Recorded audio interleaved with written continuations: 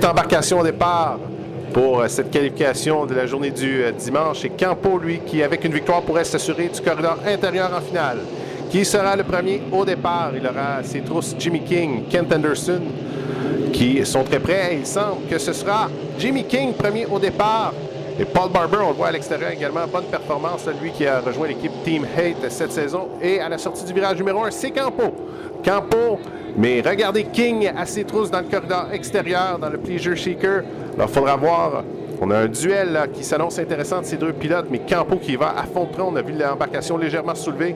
Et il amorce le virage numéro 2 avec une belle stabilité. Là, il colle les bouées, toujours bon premier. Et on voit Kent Anderson qui vient d'apparaître entre les deux. Anderson, un bon vétéran fiable qui va mener la lutte à Campo, qui lui est toujours premier dans le Canadian Tire AC soudure.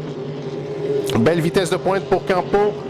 Anderson, lui qui est vice-champion de la catégorie. On voit maintenant c'est Paul Barber qui s'est inséré à l'intérieur. Alors, difficulté pour Jimmy King ne semble déjà plus dans le coup. Campo toujours bon premier de cette qualification à 8 embarcations. On voit l'embarcation, le ponton droit se soulever. Mais à l'entrée du virage numéro 2, on affiche plus de stabilité. Et on vire bien dans le Canadian Tire.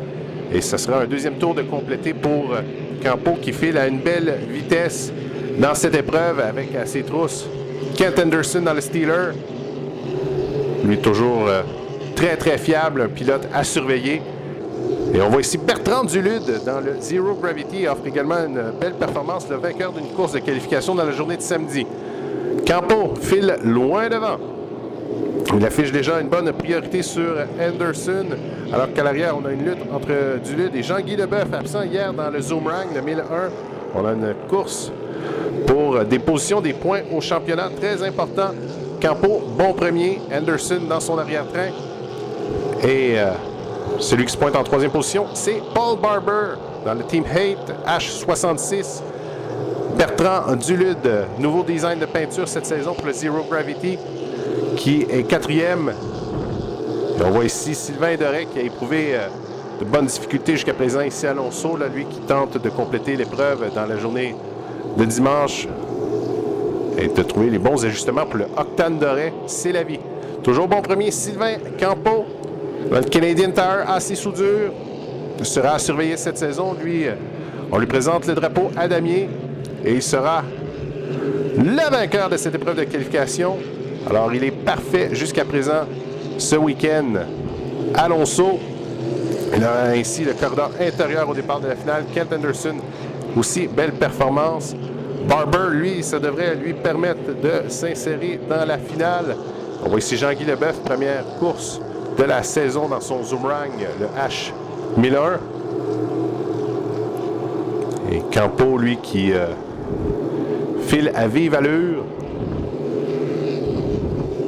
Lui qui s'est fait opérer au genou tout juste avant la saison. Là, on se demandait si on était pour être en mesure de prendre le départ de cette première épreuve. On avait même mandaté Mathieu Daou pour prendre les commandes du bateau, mais finalement, il est en forme et c'est une troisième victoire pour lui ici, Alonso.